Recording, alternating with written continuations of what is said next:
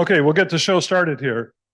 And I gotta be honest about this, right? Robert, who some of you know, Joe, even Bart, they're usually the MCs, right?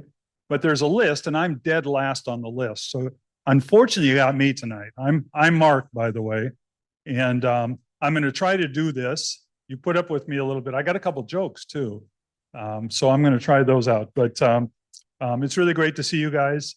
Everybody that came tonight. Sometimes with the weather and the traffic, this is a hard place to get to. But I got to tell you, the venue has changed because we used to be upstairs. Now we're down here, and I think this is a lot nicer. It's cozier. The food's good. Everything is really good about this. And I'm going to thank Nick in a minute, but we'll wait for a second, okay? How many of you are here for the first time? Oh, there's a few of you. Holy cow. Okay, well, welcome everybody. It's great to see you. We've got some old timers here. We got some new ones. We got people with some money in their pockets, and then you got old ones like me. I can tell you. In fact, I'm so old. I remember when I knew more than my phone does, and that was a long time ago. So, okay.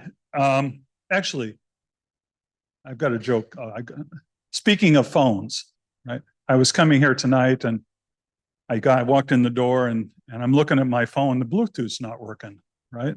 So I got mad, walked into the Hongnam in the bathroom, and I took my phone and I threw it in the toilet. And it's now sinking. You guys get that? Anybody get that? Graham, laugh. That was funny, I think. Okay. So here's how the program works tonight. I say about 2 minutes of comments, and then we have a guest speaker. We're very excited to have tonight. His name is, I can't pronounce it, but it's Djoann. We'll go with John, okay? He's over here, and he'll speak to us in just a couple minutes, and I'll introduce him in a second. Then we have 3 separate pitches. So if you haven't been here before, a pitch is 10 minutes, and then you get a chance to ask up to 10 minutes of questions of the company that's pitching, the proprietors. You can also ask 5 minutes from our guest speaker, but we do want to try to get out of here by 8:30ish, okay? The pitches tonight are at 7 o'clock. We're probably 7 o'clock already. I don't know. But first one's supposed to be ThinkSpace. It's an online ThinkSpace for easy innovation. They'll tell you more about it. The second one is 7:30 is Peg Leg. It's it's prepaid legal services. And at 8 o'clock is Caravan. They're a leading B2B platform for SMEs. Okay. So, and at the end, we'll hand out a questionnaire. Some of you may already have it. We'd like you to fill out the questionnaire. You're certainly welcome to eat in here, go out and get a drink if you want, whatever you want to do. This is pretty relaxed. How we work, for those that haven't been here before, or as my daughter would say, how we roll, it's pretty simple. We started this in 2014, a while ago, by Joe, who's not here. These guys aren't here. Joe and Robert and myself, with the early vision of a guy named Sam, who ran the entrepreneurial school here at Sasson. Sam was our spiritual leader, a wonderful guy, and unfortunately, Sam passed away. So we know he's watching all of us, and he loves to listen to pitches. So we're very happy and pleased that Sam got us going. We focus on seed startups. Seed is very, very early stage startups, okay? And John will talk more about that, I'm sure, in his speech. Occasionally, we get a more advanced startup to come, maybe somebody that's looking to raise excess of $1 million, but it's fairly rare. And there aren't a lot of seed, I guess, platforms in Thailand or in the neighboring countries right now. So we think we fill a little bit of a need, a void, and I hope we do. We look for startups wherever we can find them. Many of them are from you who recommend them. We get them from universities. We get them online. We get them from pitch competitions, those kind of things. And what we do is we have a steering committee of, I don't know, 20 of us, something like that, who meet on Thursday evenings. We listen to 3, 4, 5, 6 pitches. We give them feedback. And at the end of 2 months of listening to all these, we pick the 3 that we think are the most appropriate to come to the we now call it the Sasson Bangkok Venture Club dinner, right? It used to be a general meeting. Now it's the dinner meeting. So that's what you're all at here tonight. Okay. And when they present, when the startups present, we are not taking a stand as the screening committee or the venture club on how we feel about them. If you're interested in investing in them, learning more, mentoring, whatever they're asking for, feel free to reach out to them any way you want to, by phone or by email or outside the room here, whatever you want to do. Okay. The startups are here to pitch, to let you see what they're doing, looking for money, and in some cases looking for mentors and boards and things like that. Okay. We're also very pleased to have Shane Smith. Where's Shane? Is Shane here? Shane, raise your hand. Shane's on earphones. I was just saying, we're happy to have Shane here. He's all the way from London. He owns a company called Pitchflix, and they video this and they beam it back to Silicon Valley and London. And it'll be available to all of you online also. We'll send you a link as long as you've signed up here to see to learn more. Okay. Okay, so we're almost done. So I thank Shane. Our screening committee, I got to thank all you guys. Who's on the screening committee that's here? Graham, you're on it. Nick's on it. Oh, we got, okay. Anyway, these guys give up their time on Thursday nights. Terry's not on it. He never comes. Terry's been in France for 6 months or something. No, he's great. The screening committee are really great. They do give up a lot of their time and very, very helpful to a lot of the startups. Okay.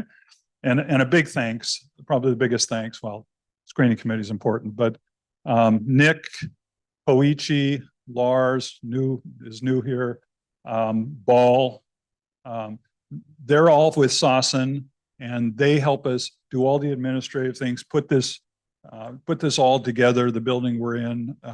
They do this all gratis for us, and they give back a lot to the community. We couldn't do this without them. So thank you guys very much. Okay. All righty. I'm supposed to tell a couple jokes here is what I have here. At my office today, I'll tell you one. My computer suddenly started playing the song Rolling in the Deep. Right? My computer's Adele. You guys get that? Adele. That was pretty bad. Yeah, I'm going to end that. All right. So let me introduce the guest speaker. We'll get this going. He's going to speak for about 20 minutes. And like I say, we'll have about 5 minutes for question and answers. John, that's not his real name, but I can't pronounce his real name, is the founder of Get Links. If you've heard of that, he'll tell you more about it maybe. But it is a prominent jobs platform. He was backed by Alibaba and JobsDB. He sold it. Did he sell it? Sold it. He sold it. Okay, so he's got a lot of money in his pocket. And he started Atlas Capital, which invests in seeds with a focus on sustainability, climate tech, green everything, right? He's been a keynote speaker and featured on many, many worldwide publications, including The Economist, Forbes, New York Times. He's also the author of a book called The Adaptive Economy. He's a futurist. He can be controversial. And we're honored he's our guest speaker today. So everybody welcome John. Thank you.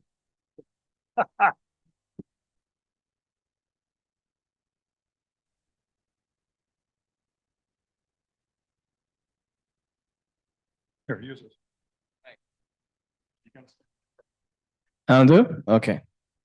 All right. And tests. Here we go. All right.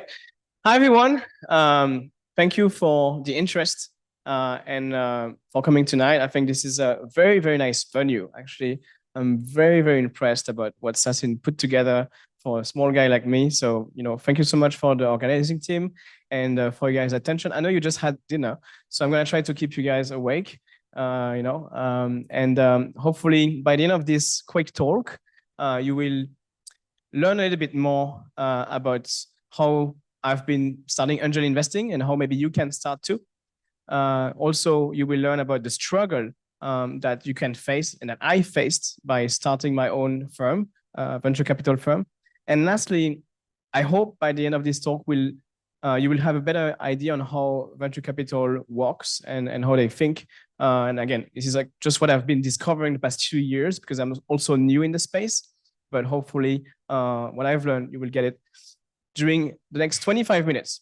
It's a bit hard because, to be honest, it's like a 10 years journey that I need to compress into a MP3 format or MP4 for the next 25 minutes, but I'm going to try my best. All right, you guys ready? Okay, cool. So here are 3 lessons that I've learned from launching my own venture capital firm, Atlas Capital. And I'm going to try to be bluntly transparent and brutally honest because, to be honest, it wasn't easy at all, partially during COVID, then Ukraine war, and then, I don't know if you guys have US dollar and euros or crypto, but you know what's going on. So it haven't been the best 2 past years to start your own firm and raise money. But somehow we didn't give up. And this is the first lesson I have learned. Nobody cares about your ideas. So a bit of background first, how I got to be to the point of having a bit of money to do investing. So some of you may have heard of GetLinks. It's one of the first Thai startup that have been emerging here. We've got 2 Thai co-founder, 1 Chinese co-founder, and we started that in 2014 with the dream of, can we help build the next Silicon Valley in Asia? You can see some of the pictures we've got very, very beginning of the company. I look like I'm 16, but I was 21. And so that's really like the beginning of GetLinks. And then a little bit later on, we started to make some revenue. We expanded to 1 or 2 countries, Vietnam, Singapore, started to make some real money, having 50 people in the team. And then we got the chance to be the first Thai startup to be invited in Fire Startup in California. We did the accelerator there, came back, opened Vietnam, Singapore, and then made a bit more money.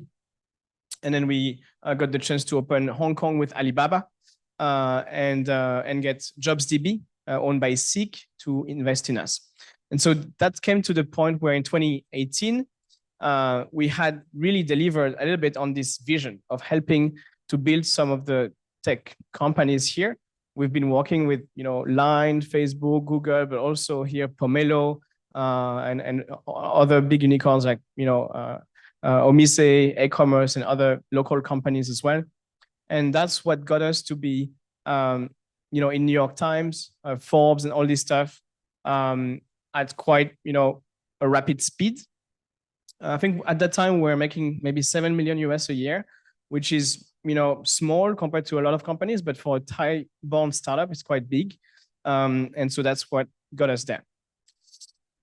And then through that, and that's why I'm going to start to be very honest, went to the rapid growth of the company, going from 50 to 150, 200 people. We had Japan, we had Indonesia, we had 6 markets. And my other co-founders, they were a bit older than me, which is good.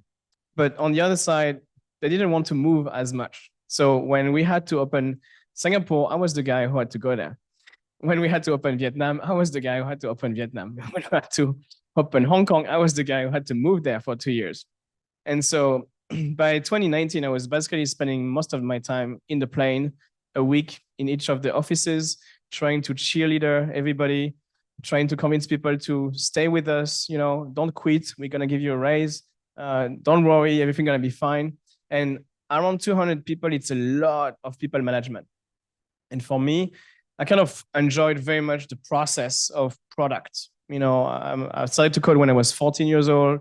I'm not a really good programmer, but I like, the process of discovering market, product, etc. And that's really much something that when you have 200 employees, you don't do anymore. It's just people management. And this is something I really disliked. So at some point in 2019, we reached 2.5 million tech talents in the platform, serving 3,000 customers. And I was just burning out. And then God, if you believe in God, if you don't, it's fine, but I'm Christian. God sent COVID. And for many, it haven't been a great thing. But for me, it's been something that saved me.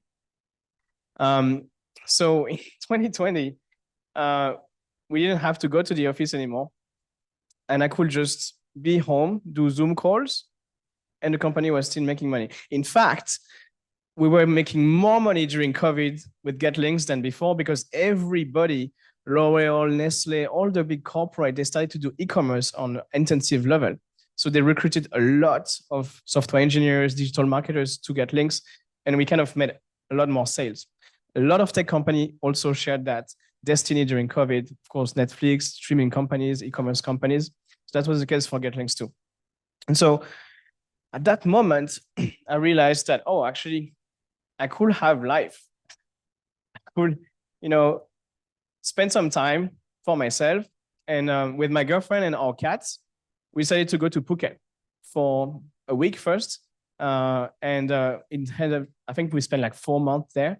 And then I started to really rediscover, what is life? Because really much for the past 8 years, I didn't have any life.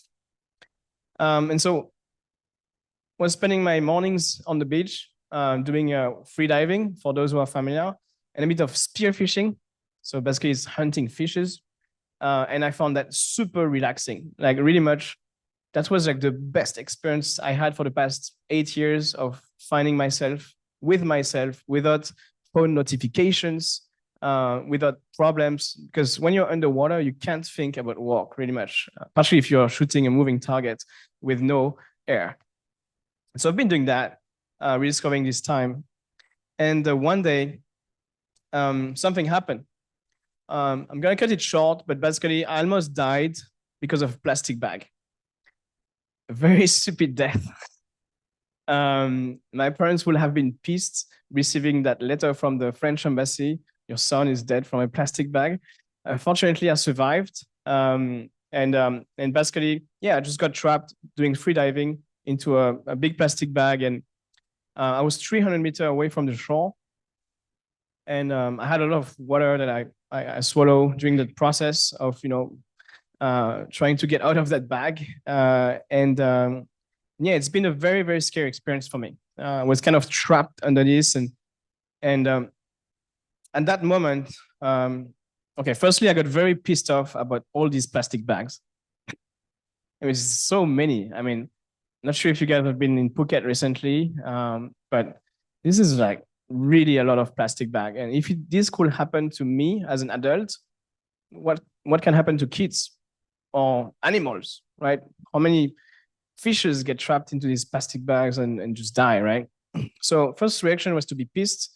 Second reaction was to be, okay, if I really had died at that age because of that plastic bag, what did I achieve in my whole life? I spent nearly 8 years dedicating myself to build a money-making tech company. I'm somehow cool on the media, but I'm fat. I don't see my girlfriend much. I don't have kids. I don't own anything. What did I achieve, right? And that's a big question that I think a lot of my fellow tech people have been realizing during COVID, right? Why am I doing all of this, right? Why am I chasing e-commerce? And the third thing that was a question after this day was, why a plastic bag? Why me? Why right now? And isn't there something better that I can do with my time than just chasing money through e-commerce or helping my customers doing more sales on e-commerce, right?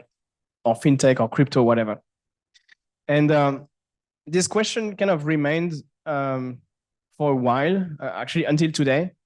into my mind. And from that day, I've taken 3 actions. Number 1, I Googled, is there anybody cleaning up the ocean? Come on, right? And I found very interesting people doing that. And I found very, very inspiring the fact that those guys were ocean cleanup. Maybe you've heard about them. They were automating the process of collecting plastics in the ocean. They raised $100 million, and the guy was 21 years old. So at 29 years old, I've raised $20 million, and I was doing something that is not changing the world. And on top of that, the guys was just so much cooler than whatever I was doing, right? So inspiring. Second thing I've taken is really question, okay, should I continue doing my job or should I do something else? And at that moment, an opportunity came in. Alibaba and JobsDB, there were a window where they wanted to reinvest money, and I could, basically sell a bit of my shares. And I kind of didn't see myself coming back to the office after COVID. And so I've made that decision to basically sell a big part of my shares and do something else, which I didn't know what to do.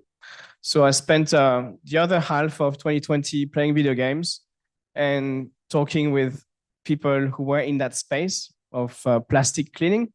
And through that rabbit hole, I got into a bit the wider spectrum of sustainability, right? How to produce food differently on a greener manner, how to produce energy differently, etc. And by the end of 2020, I've talked to maybe 70 founders and maybe 20 VC funds, mainly in the US and Europe, doing green investing or sustainability investing. And I think that process of meeting those people who were so passionate made me realize that there were actual heroes, entrepreneurs leveraging technology to make money, but also to do something very, very useful. And at that moment, I said, okay, I'm not going back. I just want to focus on this. I don't know how, but that's what I want to focus on next 10 years. And so I decided to take another 6 months to crystallize all these learnings that I've got with these 70 people and their innovative solutions into kind of that understanding of where the market was going. And that's the book that I've released. And that's called The Adaptive Economy. Now, what I'm saying, nobody cares, because really nobody cared about that. I released that book, nobody bought it. Right? I mean, my family bought it. Etienne here maybe bought it. Few dudes, friends of mine bought the book, but nobody really cared about my ideas. Nobody cared about that whole thing. And it's been really a first realization, So yeah, so that was some of the people that I've met during those Zoom calls. Some of them were like very, very early, like 5 a.m. and stuff like that. And that was the first edition of my book. And that's basically the process of going from ocean cleanup to sustainability to clean tech to climate tech. And so at the beginning of 2021, I had this new quest and this new journey. And that came because one of the person I've actually interviewed for my book, one of the climate tech startup I encountered, they reached out to me and they knew we had some big, investors from Asia in our cap table with GetLinks, and they wanted to connect with them. So they wanted to ask me, hey, John, can you connect us with Adrian Cheng from New World Group? I was like, okay, why not? And then actually, he also gave me a small allocation to invest in his seed round. But I told him, I don't have much money, so it's got to be a small allocation. And this worked out. And so that kind of became the first angel investment I've done. And through that, I started to really realize that, actually that vision I've put into this book, I could help materializing it by doing some angel investing and learning more about the space as well. And quickly after that, another company reached out to me also asking about connecting with SCG, which was one of our LP, of our investor for GetLinks. And then I did that, and it also gave me an allocation, but this time it's bigger. I don't have enough. I'm not going to put a lot of this money that I just cashed out into one company, right? So asked some of my friends, oh yeah, we want to invest, co-invest. So we started to do club deals, right? 2 or 3 deals like this. And at that moment, I thought, okay, I think we're on something here. That climate change isn't the problem of atom or just bits, software. It's really much the largest opportunity of our time because it is the largest problem of our time. And so when you think about this, when there's a problem, there's a solution, you can find a painkiller, can make money selling that painkiller, right? That's where I thought, actually, that money I cashed out, maybe I can not only do something good with it, but I can multiply it, right? Can you imagine if you had invested into Tesla before their IPO? I mean, you will have a bunch of bodyguards around you right now, right? I kind of missed out on Tesla. I don't know if you guys, but I don't want to miss on the next one, right? So that's kind of the vision. But also through writing that book, I realized there's no way we can stop climate change. The thermodynamic process that we've been starting with our grandparents is here for the next 500 years. There's nothing you can do about it. I don't believe in decarbonization. I don't believe in, like, I'm quite radical on these things, but the only thing we can do now is adapt, build infrastructures that will be resilient to the climate events that are going to come. More hurricanes, more heat waves, more floods. We can only adapt our energy infrastructure, our food cycles to be resilient to it. And that's a very, very special idea. And at the time, nobody gives a shit about it. So that's why the first lesson is nobody cares. Some example of nobody buying my book. I have to, take pictures with my friend son or my dog for marketing. But then started to see some light, just a little bit, a small silver lining here. And that's my second lesson. Some people care, but almost nobody trusts emerging fund managers. So even if you've wrote a book and really done your homework to do research, if you really know the details of something in an industry, if you're a first-time emerging fund manager, you probably won't make it. And this is why. Even though I was on a big wave, we're talking about a $35 trillion wave, probably 7 times bigger than the wave that created the internet economy that we're using today. There's like so much money that is coming to sustainability next decade. Even though I was on the right thing, people still, were very, very cautious about Atlas Capital and about what it was doing. Even though I was on a seed stage focused, which can produce a lot of, multiples. Usually when you invest in a seed round, you can have a lot of profit from it. And the returns were obvious. Of course, there is a lot of losses in seed, but, and even though this is a big need and not much competition on seed, even though it was very obvious that climate tech was exploding with the number of deals, investment in the US and Europe, very, very much similar to what the internet was back in 2010, when, the very beginning of all these big tech companies. And even though we're really much one of the only player in Southeast Asia with that thesis, still been fucking hard, pardon my words, to raise the first fund. And to be honest, this is where I realized at the end of the day, your idea doesn't matter. It's all about who you know. And even if you do know people, you might not make it unless you have 2 more things. And you're going to learn this in my third lesson.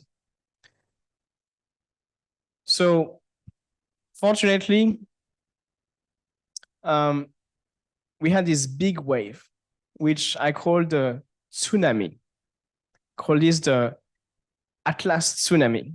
And this is bigger than Atlas. This is hundreds of multi-billion-dollar companies that are emerging right now in that space. Exactly like I wrote in my book, but most people are not aware of that. And the people who are aware of this, they're not at our level.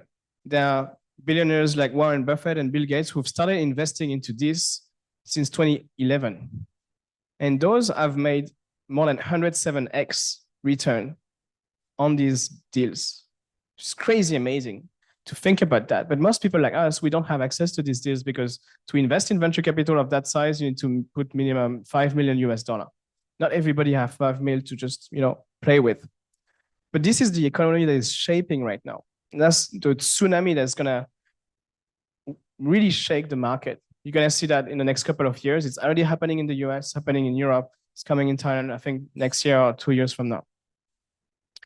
So even though this big wave is here, nobody trusts emerging market fund managers with their access. But then something happened, and this is what happened. I've got the chance to meet Robert Downey Jr., Iron Man. It was through his fund manager. He started a venture capital in the US called Footprint Coalition.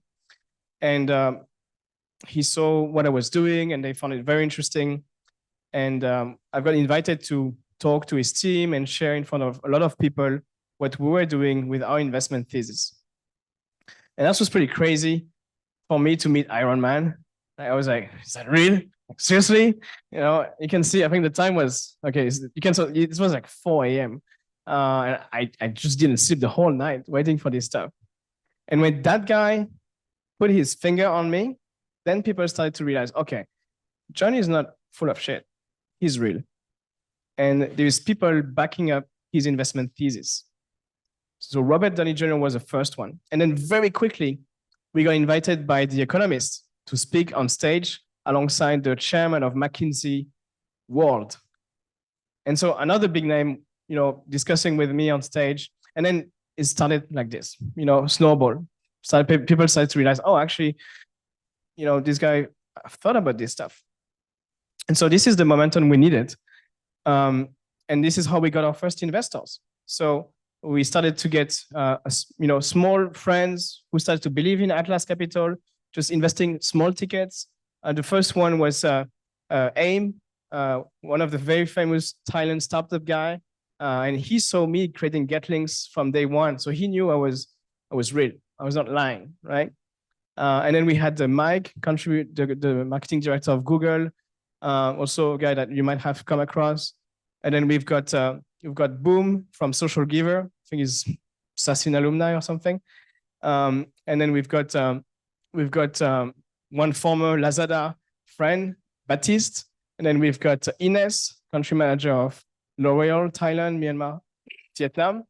And then we got the owner of Index Living Mall. And then we got Ren Hua from Taiwan. And it's starting to snowball, right?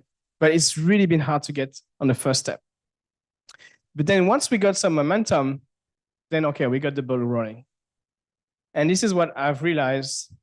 That's my third lesson for you.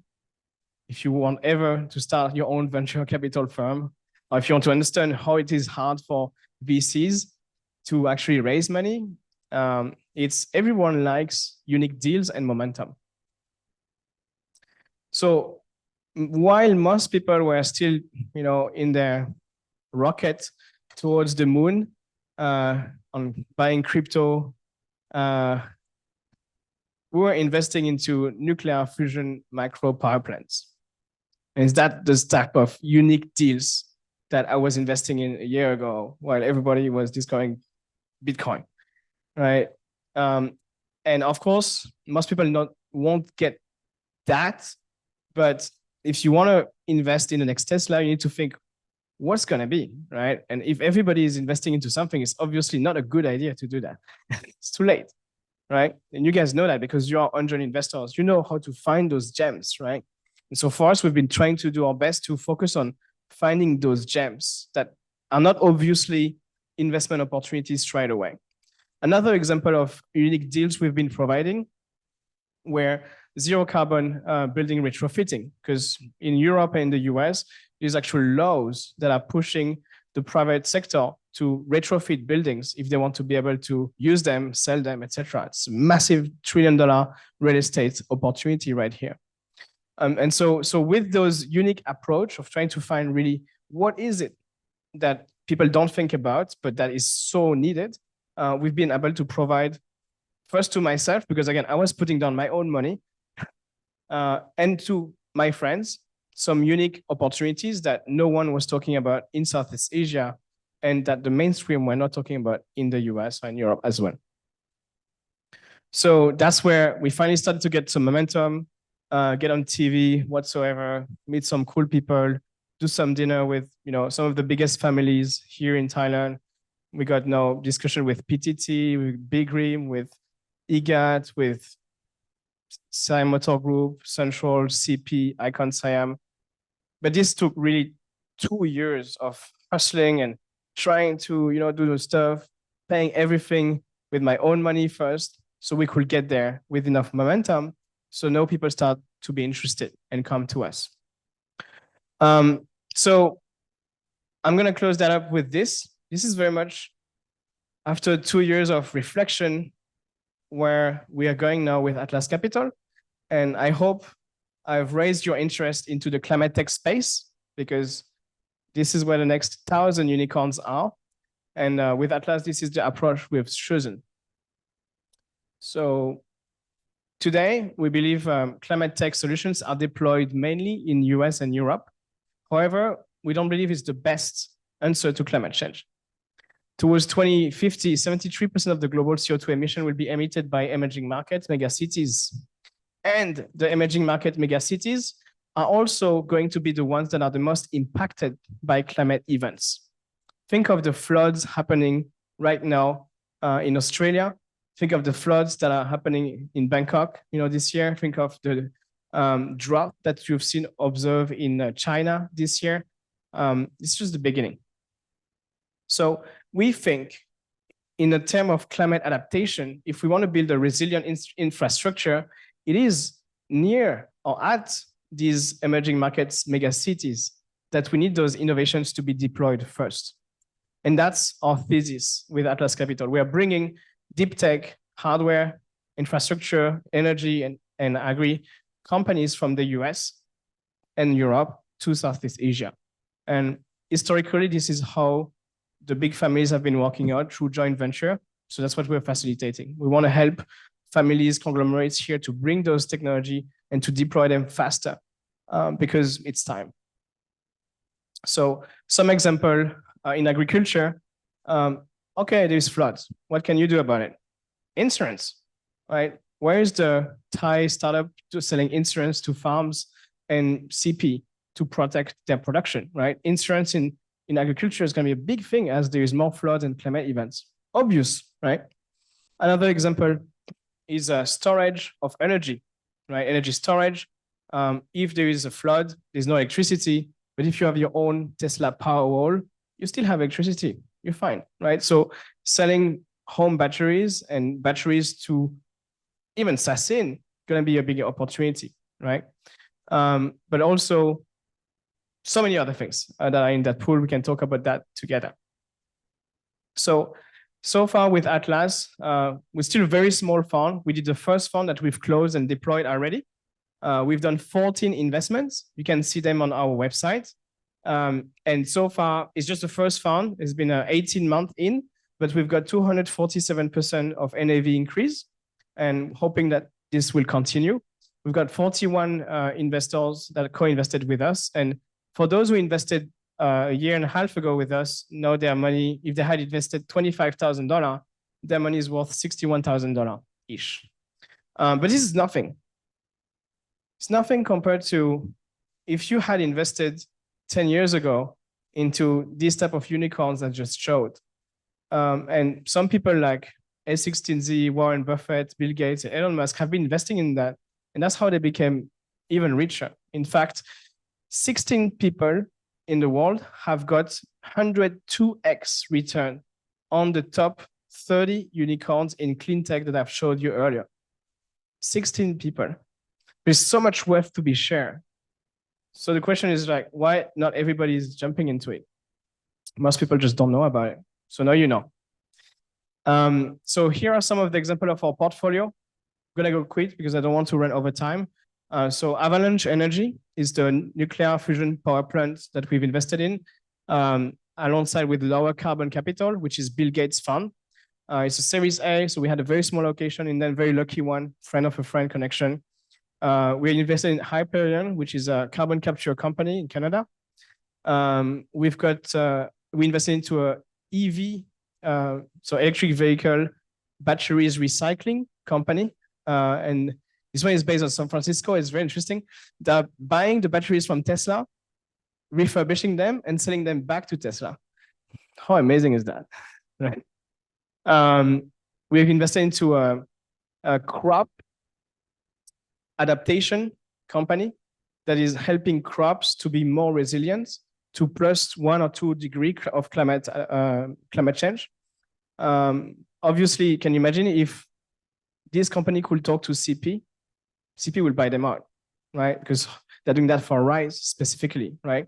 So that's the type of stuff that I'm looking, right? I look for companies that not only have a very interesting climate adaptation technology, but also that have potential here in Southeast Asia. Now, this is my team. So we've got a partner advisor in North America, Kukai. We've got a partner and advisor in Europe, former Bain. And we've got MIT graduate who's done a PhD on ocean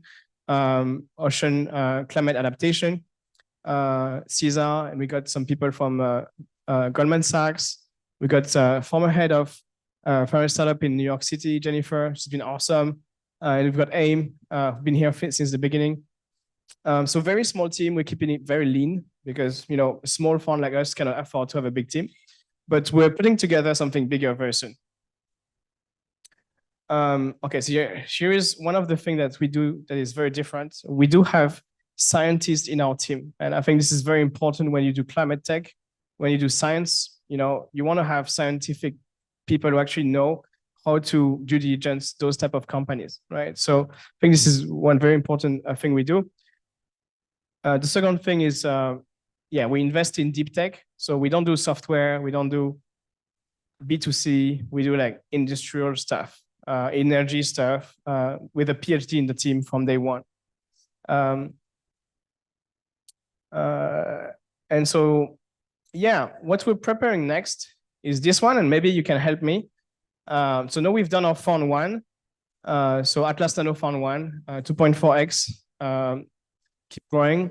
We're putting together a $25 million seed fund. It's going to be probably one of the first climate tech fund in Thailand and covering Southeast Asia and US. So we've got a fund of fund in Europe who is backing us up. And my job is to raise another 10 million here in Southeast Asia to invest in 14 companies. So that's the next big thing. I'm announcing it now, but the official announcement probably going to be in January. And that's what I've learned the past 2 years working on Atlas Capital. It hasn't been easy, but I really don't regret that. And I wish you can find peace doing something you love, as I did. Thank you. And if you have any question, feel free to hit me up. That was great. Really good. Very good. I think all of us could listen another 2 or 3 hours to John. That was really impressive. We appreciate you coming and speaking and sharing with us. But now we're only going to have 2 pitches because that went a little long. Just kidding. I'm just kidding. That was not it.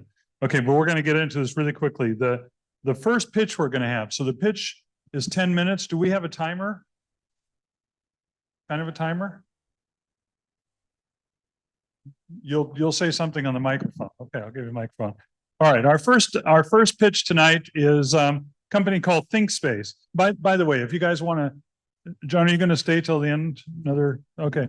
Yeah, you can ask him questions here, outside, anywhere you want. I'm sure you'll get a lot of questions. Anyway, ThinkSpace is our first one. It's an innovation platform for companies and organizations. It's founded by, really hard to pronounce these names for me, Yushiwi, kind of, okay, and Yvonne Chua. And Yvonne came all the way here from Singapore to pitch tonight. She's a graduate of SMU, really, Southern Methodist University? Is that the SMU? Yeah, same one, okay. And she was in information sciences. So she's going to tell you about her company and what they're doing and a little about her. Okay, welcome. Thank you very much. I'll keep it. Testing. Testing, 1, 2, 3. That's better. testing.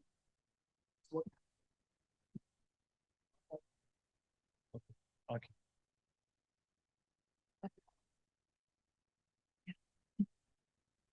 Hello, everyone. My name is Yvonne. I'm the co-founder of ThinkSpace, and I'm very excited to be here sharing about my startup, as well as to seek investment, funding opportunities, mentorships, and growth opportunities. ThinkSpace is a collaborative innovation platform that provides effective brainstorming and innovation workflow. It is founded by myself and my co-founder back in our university days. So my background is that I majored in information systems, and coming from a technology background has allowed me to spearhead software development as well as product design at my current role. And prior to my current role, I have also worked for corporate design thinking projects for companies across various industries, including P&G and Mitsubishi. And I'm also very passionate about problem solving, participating in hackathons, and even organizing hackathons on a national level in Singapore. As my co-founder, he's very knowledgeable in the business aspects, and he oversees the business development and sales at ThinkSpace. So we are a well-blended team designed to drive ThinkSpace forward. And how we got started about ThinkSpace is that back in November 2019, I have worked with students, many different people. And that's where I realized that we as humans, we all have very creative, brilliant ideas in our mind. There are people who are loud. They tend to share their ideas openly, and all their voices can definitely be heard. There are also another group of people who are quiet and they are shy to speak up. And when they share their opinions and ideas, not everyone can hear them very clearly. And this is precisely what is happening in an organization, in an university settings. In every department, there are loud voices, there are also quiet voices. And all these voices are being captured through manual and inefficient processes using paper suggestion boxes, post-it notes, emails, and more. And who knows, which ideas or which voices actually aligns to the company's direction. So that is why I created ThinkSpace. And ThinkSpace is designed to drive a collaborative and systematic workflow to better capture and manage ideas within an organization itself. And what I wanted to do is to give everyone a stake, give everyone a voice to have a say in creating meaningful impact through the work that they do. And ultimately, making the opportunity to innovate available and transparent for all. You might be thinking about how ThinkSpace can be used. In an organization, there are many opportunities all around us. There could be an opportunity to identify better product enhancements. There could be opportunities to brainstorm new ideas about marketing campaigns. And all these are opportunities that we can launch it as a form of innovation challenge.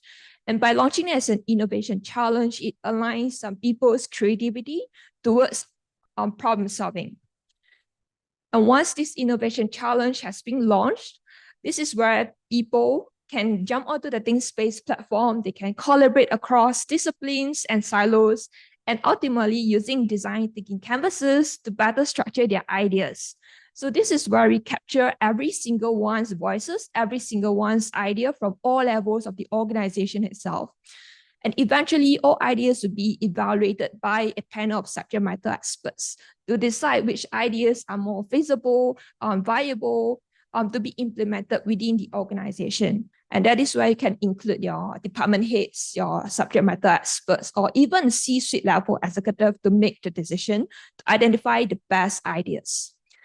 And throughout the innovation cycle, we help organizations to track their innovation efforts, giving them real-time insights into data visualization on user engagement, and also to spot trends across ideas through machine learning algorithms.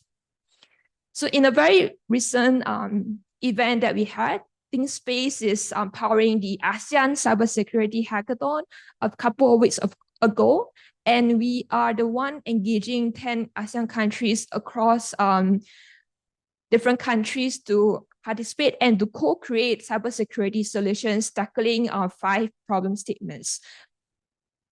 And there's a very big market opportunities in the innovation space. Currently, our current focus is the APAC innovation region because APAC is the fastest growing region and it is worth $184 million.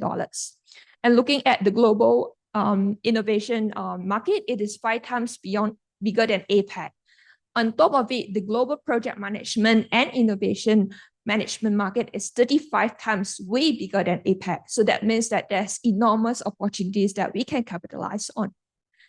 And looking across the competition landscape, ThinkSpace stands out from our competitors such as Miro, IdeaDrop, and Speakit from our holistic value offerings.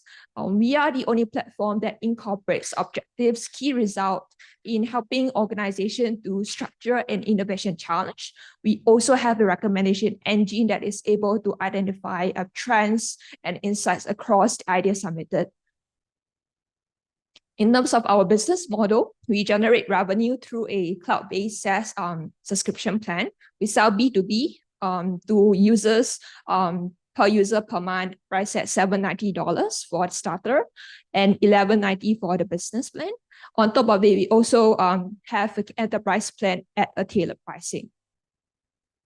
Our second business model is where we actually created our partnerships with renowned innovation practitioners and authors to create a workshop where they can teach about leadership skills and innovation best practices to help our clients better innovate and build a culture of innovation within their organization. And so far, ThinkSpace has been operating for 3 years. We are serving customers from Singapore and Thailand. And we also have built up strategic partnerships with the following organizations to drive innovation at the forefront. And till date, our current traction is that we have generated 20K ARR this year. And we have worked with 10 organizations and created innovation pilots and also generated 300 and more brilliant ideas this year. And what the users have recognized about the value proposition of ThinkSpace is that they are very valuable feedback and very encouraging in terms of how it helps them to better streamline their workflow. And ThinkSpace has also participated in a business startup pitching competition last year called the TIE Emerge program, where we are the youngest company that stood out across thousands of applications across APAC. And in terms of funding, we are looking to raise 350K for our pre-seed round. With this amount, we are looking to expand our team to hire business development, sales, marketing. We are also going to invest in product R&D to enhance our data analytics capabilities and more. And with that, I hope that you can join us in our journey to democratize innovation and help organizations to make the opportunity to innovate available and transparent for all. Thank you for your time listening to my pitch. And now I will open the floor to questions. Thank you, Yvonne. That was great. Okay, we're going to cut it down to 5 minutes. So just a few questions. If anybody's got a question, or did she explain it so easily you understand? Anybody? No? We're okay? What's the valuation of the company? 350 gets you what? We are looking at 7 to 10% of the equity in exchange for 250K investment. Okay. Anybody else, Graham? How long has it taken you to get the first 160 users? How long have you been active? For the first year, we had to kind of like do a lot of like research, Sure. talking to people. Then we crafted our first prototype, launch it, and test with our potential customers. Then in the second year, that is where we start to see people like paying for it and giving us feedback on what are like the missing features that we can possibly add it in to meet their needs in terms of to create a better workflow for them. And then this year is where we are able to like work on like bigger projects with companies and then earning more revenue. Okay, thank you. Thank you, Graham. Anybody else? Raise your hand high. No? Okay. Yvonne, thank you very much. We're going to call it a night. Thank you so much. You'll stay around, right? Okay. All righty. We'll give this to, where's David? Let me introduce you first. You can stand up here, but take the mic. Okay, next one. Peg Leg. It's prepaid legal services presented by David Lawrence. Is that me? Probably me.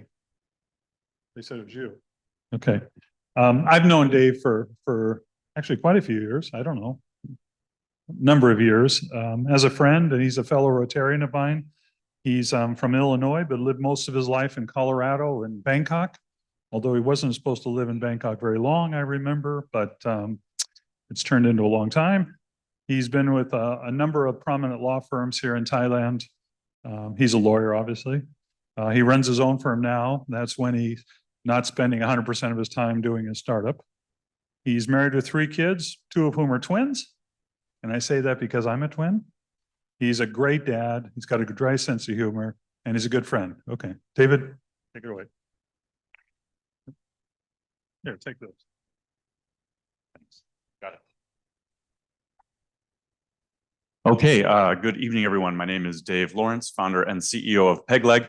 A small correction for Mark, I'm not a lawyer, I'm a recovering lawyer. And that will help form the basis of understanding this idea. When you think of my business, I think one way to think of it would, although it's pretty cliche, would be a grab for lawyers, or with a little bit of an insurance element to it on a membership model. Okay, so problem, when is the worst time as a consumer, when is the worst time to find a lawyer? The worst time to find a lawyer is when you need one, right? Because you're stressed out, you have a problem. It's hard to judge the quality. Sometimes the fee quotes you get are outrageous. We had an inquiry 2 months ago for someone who's paid 300,000 baht for a car. And the dealer wouldn't transfer the title down at the DMV, as we would call it. And they said, well, we received a quote from another law firm. And I'm like, okay, what was that quote? And they said 150,000 baht to get us going. We're not going to tell you if we're going to be able to be successful for you. And we're not going to tell you how much it's going to cost in the end. So when it comes to individual consumers, especially, and we're a B2C, purely a B2C platform, it's hard for consumers to really assess quality in the environment. And what's ended up happening in recent years is people have started DIY because there's so much information online. You can download a contract for anything you need anywhere, but you do it yourself, and then whether or not that risk hits you or not, you tend to find out later on down the road. Okay, you may not want to hear this, but we don't want you as a client, right? Lawyers don't want individual clients. We don't like individual clients. We like some. If you're a high net worth individual and you got a lot of problems with a high risk lifestyle, we love you. But if you're an average consumer, we don't really want you because our acquisition cost for you is high. Let's say you want to get a will done, right? 30, 25 to 60,000 baht project for most law firms around town.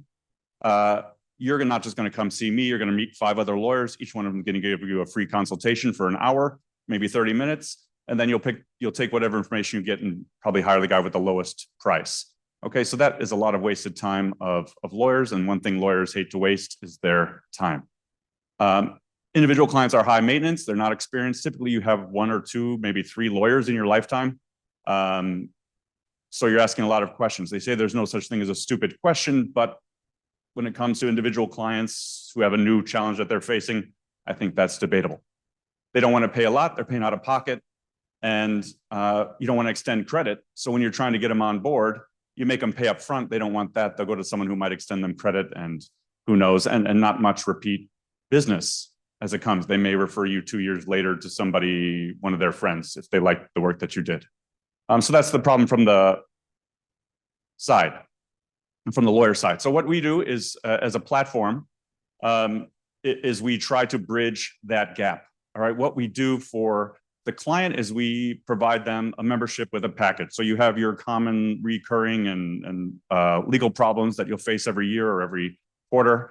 that's covered under that package without additional cost. You have ease of access and peace of mind. So you're assured that you can find a lawyer when you need one. The lawyer benefit is acquisition costs, right? Your client acquisition cost is going to go way down because we're going to match you with the member, and the member is going to use you. Not the member is going to say, oh, can you connect me with another lawyer? Because we've already vetted the law firm. We've built that trust before the client ever sees who the lawyer is going to be. Another thing that small and medium firms face is a problem with lawyer utilization, right? So if you're not having your lawyers bill 40 hours a week and they're underutilized, that means a cash flow problem the next month or next 2 months. So with our platform, if you can forecast your cash flow a little bit, you can use the platform when you need it to generate a little bit more cash to help even that out and improve the financial performance of your firm. And we have off-platform potential. So if the client needs some work done that's not in our list, take them, right? Develop a relationship with them, go bigger than that. We don't need that. That's not our model. That's not what we're interested in. We'll stay focused on what we can do for them and the value that we can deliver. Okay, so a little bit about me. I was told to put this slide in, so I'm going to pretend I don't like talking about myself for a minute.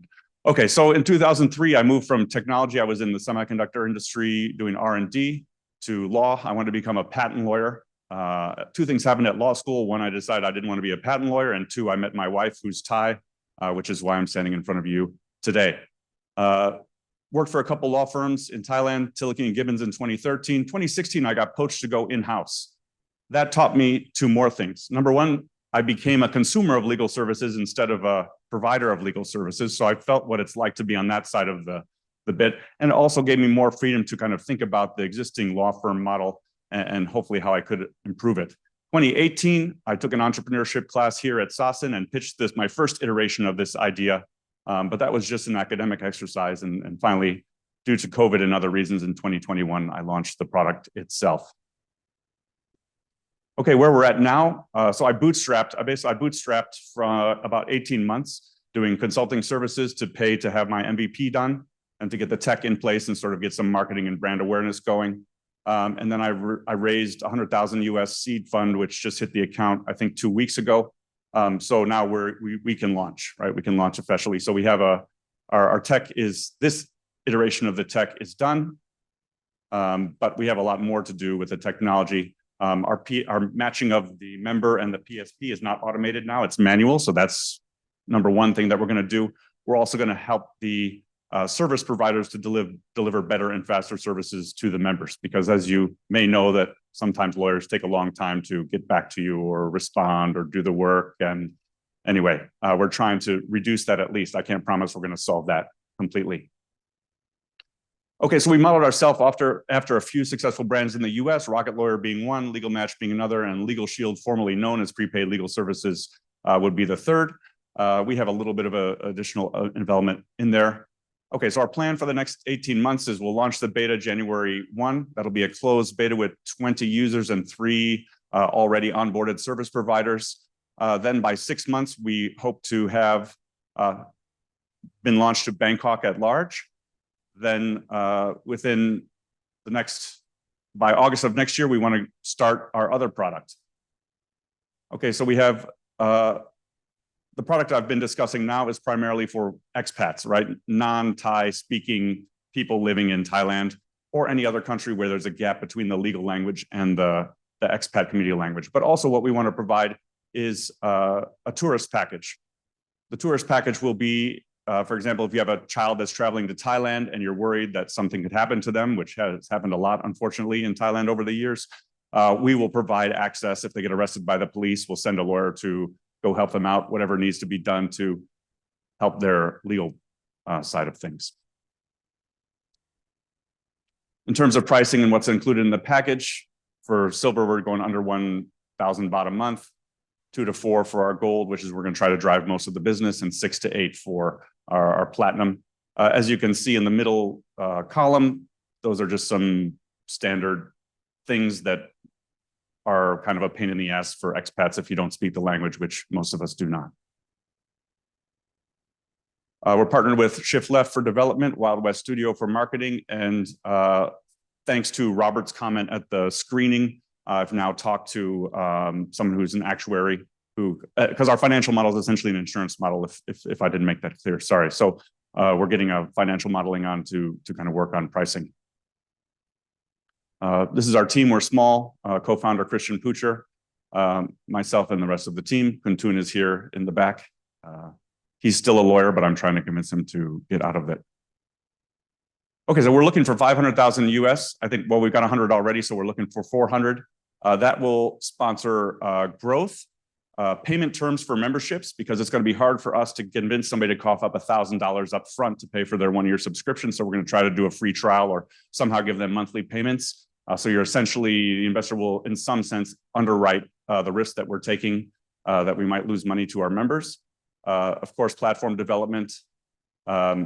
We have our PSPs on 30-day credit terms, but our collection of membership fees may not eclipse what we have to pay out in the beginning, certainly. So it'll help finance that. And then we got to do customer service and PDPA compliance. So we can get dinged pretty easy because we're collecting sensitive customer data, which is not subject to the small business exception under the current version of the PDPA. In terms of exits, sorry, I don't know. I don't have a timer. Am I okay? Okay. In terms of exits, like OTAs for the travel product or for the tourist product would seem to be a pretty natural exit. Insurance companies, this was reinforced to me with a meeting I had with an insurance guy, that actually the data that we collect, if we can use it properly, will help them develop a more detailed risk profile of their customers. And then I guess A-list IPO, I don't really find that to be as much of a viable option. Okay, I hope that was clear, and I'm happy to take any questions. Thank you for your time. David, that was really good. Thank you. No, I'll take this. I've got to tell you, if you stop being a lawyer, you can give a class on how to build a pitch deck. That was really impressive. Really impressive. All right, we got time for a couple of questions. If we have anybody's got any questions, or it was so clear that nobody has a question. There's a question, Anthony.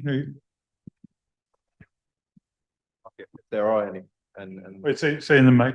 could you give us an idea of the competitors in the market, and if there are any at the moment, and the difference I guess you guys bring to the market? Yeah, so we have, as far as I know, as of a month ago, there's one competitor in the market who launched a subscription service, 799 baht a month. What you get is unlimited telephone consultations, but no actual work done. And they have a single service provider, which is their own law firm. So they've essentially taken the prepaid legal model and turned it just into a funnel, sort of a sales funnel for their business, whereas we're actually delivering value to our customers or to our members on that. That's the only one I've seen. Thanks. Somebody else? Yeah, thanks a lot for the presentation. How do you acquire lawyers on the platform?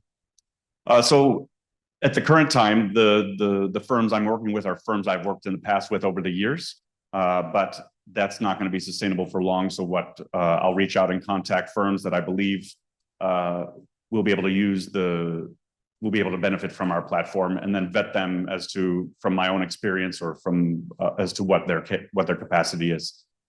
Typically, if the firm's revenue from individual clients is between 50 and 80%, that's when they'll sort of come into our platform. Thank you. Anybody else? 30 seconds or less. How'd you get the name Peg Leg? Peg Leg. So prepaid legal. Preg Leg didn't seem like it would be a very good response to that. And also Peg Leg, in terms of the value, what it represents as a brand to our company. I'm a little bit of a naval guy, and when you go back and look at Peg Legs, that's what pirates used and that's what sailors used. They didn't go for the fancy prosthetics. They went for the Peg Leg because it was comfortable, cheap, and effective. That's a good answer. All right, anybody else? Okay, David, thank you very much. Thank you. That's great. Really good. Give me a second. Okay, our last one. We've had two very good ones. We're gonna finish with a company called Caravan. Caravan is a B2B platform for SMEs. And I got to be honest, it's already a success. So you're going to meet somebody that is very successful at what he does. It's probably more than a seed startup, but they're moving very fast. It's interesting to hear the speech. And he's doing this in Vietnam, of all places. Okay. It was founded by, I can't say this name again, Pao Nguyen. Believe me, I can't say the last name. He's a very successful individual who's held many, many prominent positions in top companies over the last 11 years. He graduated from the London School of Economics, but what impresses me is where he's lived and worked. USA, UK, Singapore, Hong Kong, Macau, Thailand, Vietnam. And I'm sure there's more than that. So welcome, Prawin from Caravan. Good luck. Good evening, everybody. Yes, I'm Pravin. เป็นคนไทย I'm from Thailand. Educated from UK. As you can see from my work experience, I've done many things, right? 13 years working for Jardine Madison Group in Hong Kong, Singapore. I was a CEO of Mercedes-Benz in Macau, selling cars to mafia for 4 years. Then Jardine moved me to Vietnam to sell lipsticks and you know, skincare for a company called Guardian. Then I moved to join the second tech unicorn in Vietnam called VN Life. And this is where the, you know, Caravan idea became started. Now, before I start to talk about my business, right, just a little bit about VN Life first. VN Life is the second tech unicorn in Vietnam. It is the Alipay of Vietnam. It is funded by SoftBank, GIC, General Atlantic, Dragoneer, PayPal, and EDBI. So I was basically the business director in charge of all commercial activities of the group. I was the one of the first employees of the company, and I have been through Series A and Series B with the company, right? Now, how VN Life gave me the idea of running Caravan business, as you can see here. VN Life has the largest QR payment infrastructure in Vietnam. It worked with a lot of merchants across industries, and it has access to a lot of point of sale system or POS. So in the entire ecosystem, VN Life have more than 200,000 merchants on board, of which about 140,000 are POS merchants, and another 100,000 are QR merchants. So about 2 years ago, as a group business director, I take a look at the data and the merchants and see what else we can do to maximize value from the group. And I realized that the group has a lot of baby SME retailers. So I started selling Pampers to the merchants that use the service of VNPay and POS. And then the business took off. But the more we sold Pampers, the more losses we incur. Because we were using B2C method to run the business. Average basket size was high, logistic cost was high. So I went to talk to the board of VN Life and say, look, I found an opportunity to run B2B business. I want to quit and start up my own B2B business in Vietnam. They stopped me and they say, you know what, why don't you continue your leverage on our ecosystem? We're going to continue to support you on the QR payment, access to POS. Give me just a little money to start my own journey. And then there you go. Caravan started 2 years ago. So what is Caravan? It is Vietnam-based B2B e-commerce, connecting brand to local SME across countries. It is a gateway to Vietnam for international brands who want to have access to SME and HoReCa customers. It is a way to digitalize traditional retail value chain with real-time reporting. So we are basically real-time AC Nielsen for FMCG brands. If they want to know about location of merchants, they want to know about SKU, they want to know about the price that's being sold, I can provide all of them to brands. And last thing, for brands that want to boost sales, we're actually helping them improve the network coverage as well. So what we are doing is we're eliminating the middle layers, sub-distributor and wholesalers, or in Thai language, Yipu and Sapua. By doing so, we can maximize margin to the max and pass on that margin to the merchant so they can buy more product from Caravan. My customers are general trade. In Vietnam, we call Tap Hoa, right? In Thai, we call Cho Hue.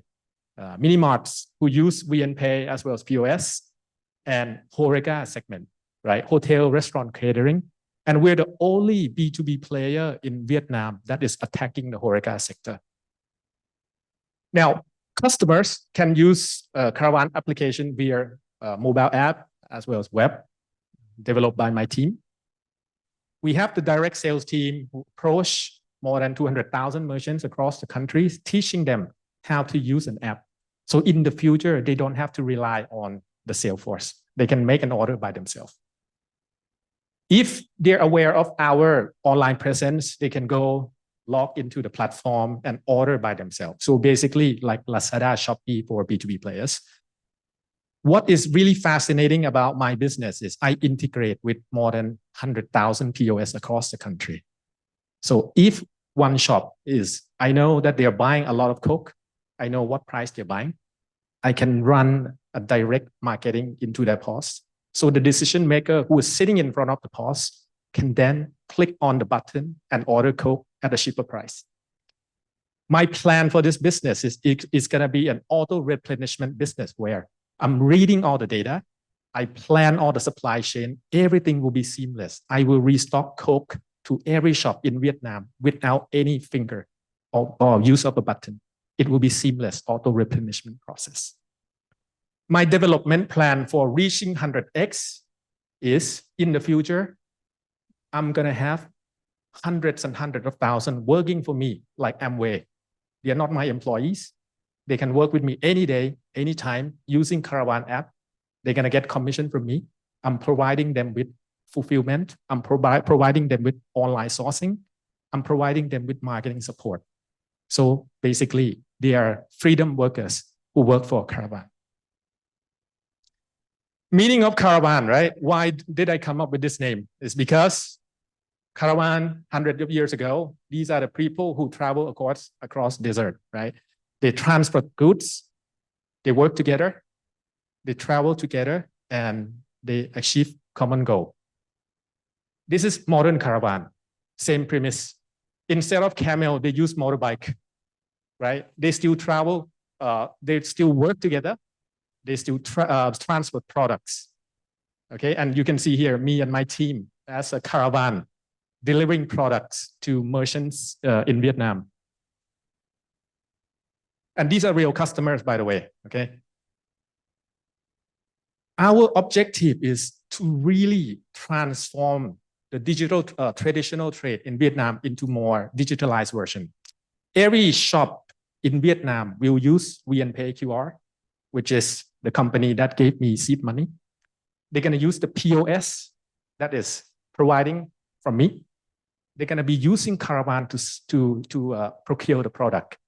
The data that I'm capturing on the Caravan system, I'm going to work with an SME finance company to later provide them with SME financing. So Caravan system itself is a real-time credit scoring machine, right? It is not just a big B2B e-commerce platform because I can pre-screen who are the good merchants from the bad ones.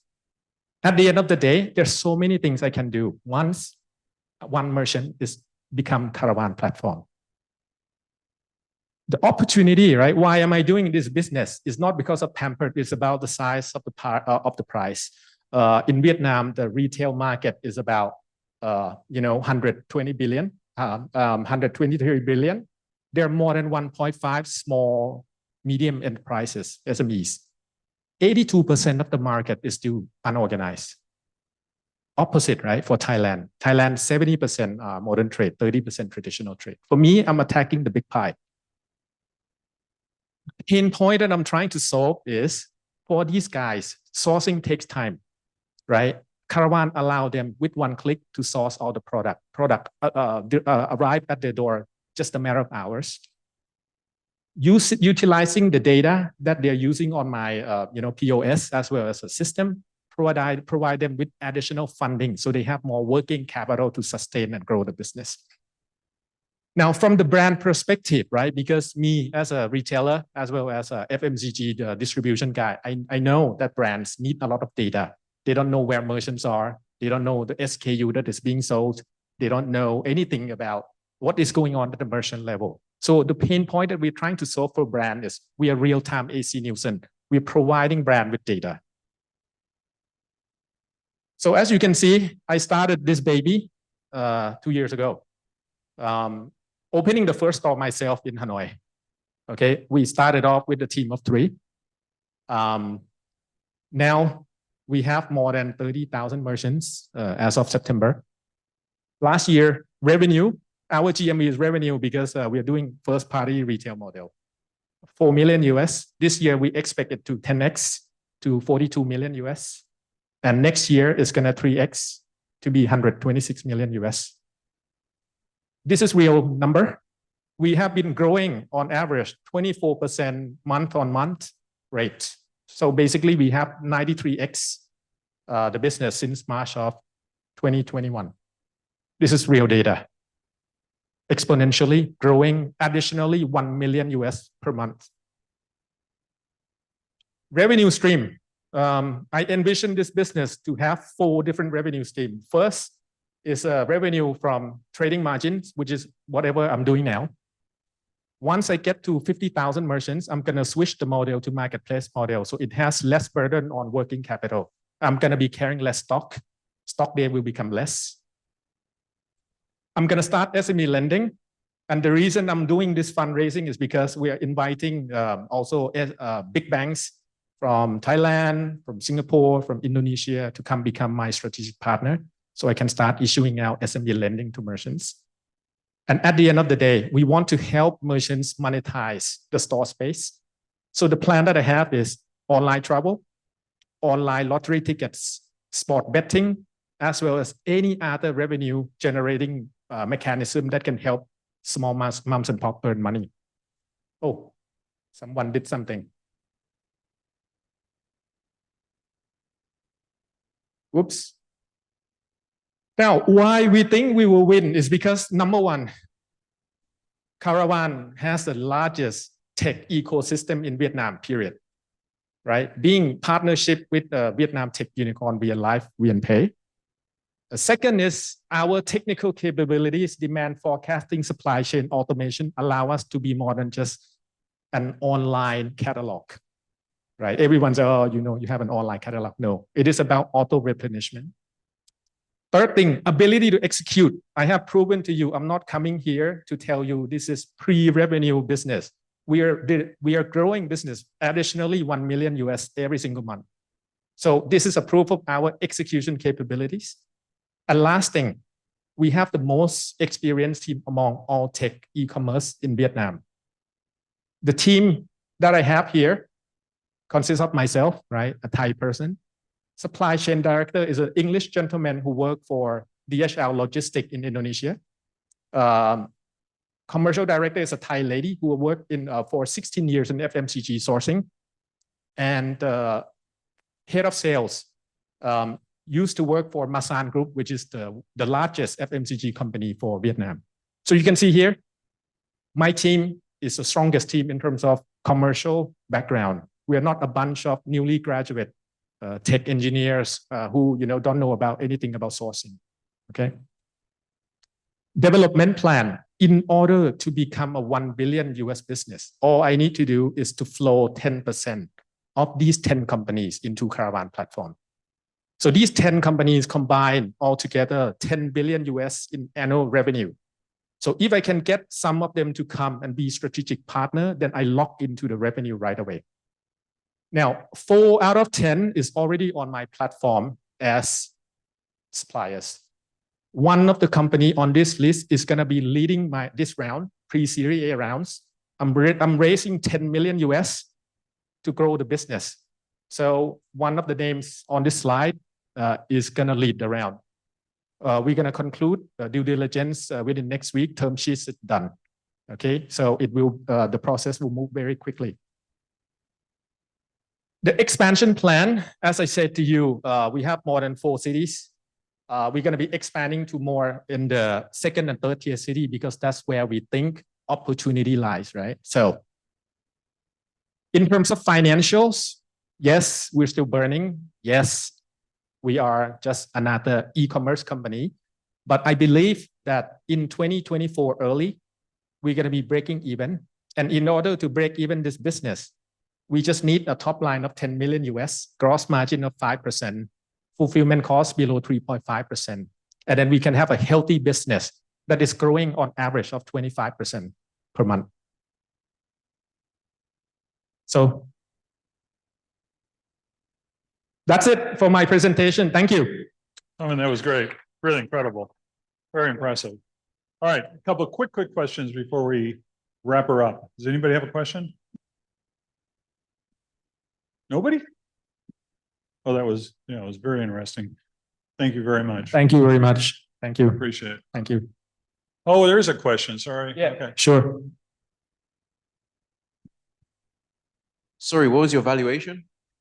60 million US post valuation. 60. All righty. Is that it? Any plans outside? Yeah, Vietnam? I'm talking to a few companies outside Vietnam for potential growth if they haven't really applied the same business model. Right. Just a quick question. I saw that there was no Unilever on your list. Is there a reason why? Because they develop their own platform called Order You Now as well as Grow 24/7. But after the new, actually, if you go to Deal Streets Asia, there was a release coming out about this current fundraising. So the president of Unilever, after reading the news, they came back to me and say, by the way, can I work with you on HoReCa segment? Because Unilever is very strong in traditional trade, but they haven't really tapped into hotel, restaurant, and catering. So now we're going to start talking again. Okay, anybody else? Oh, Yeah. there's another one. As a private investor, is there room for me or? For this round, it depends on how much you want to put in. What's your minimum ticket size? Minimum ticket size 1 million US. Yeah. Let me think. Okay. Not quite a seed, but very interesting. All right, guys, let's wrap this up, okay? What? Is there another? Oh, there's another question. Any potential for Thailand? Is it Thailand are so dominated by modern trade that this model wouldn't work? I think, to be honest, right, there are a few players in Thailand that is already doing this, right? ถูกดีมีมาตรฐาน of Carabao Group, okay? Body Mart that Siam Macro is developing. It's a company called Mang Mi as well, who's doing something similar to me. Okay, but the difference is among all players that I have spoken about is many of them are backed by a lot of the, I would say, FMCG corporate companies, right? We are different because we are really a tech-born company. We came out of, a baby of Under Be Alive, and then, I spin it off as my own baby, right? So I think the story is a little bit different, but yes, there are some players in Thailand. The key difference is Thailand, right? 70% is still modern trade, 30% is traditional, while in Vietnam is reverse. So do you want to go after 80% of the market, or you want to go after 30% of the market? That is for you to decide. Okay, and is that it? Any more questions? We're going to wrap up. We're a little late here. All righty, thank you, Poen. Yeah, thank you. Yeah, thank you. Thank you, guys. Thanks everybody for putting up with me. I appreciate it very much. And Sasan, thank you for the facilities, and to the pitch teams, thank you for coming and sharing your story with us. And if anybody wants to talk after the meeting, you can certainly talk or get a hold of them. We'll send you through Shane the videos, the recordings, and you're on your own to talk to them. I'm sure they'd love to talk. Okay. Thank you all very much. See you. Have a good Thanksgiving tomorrow, and see you next year.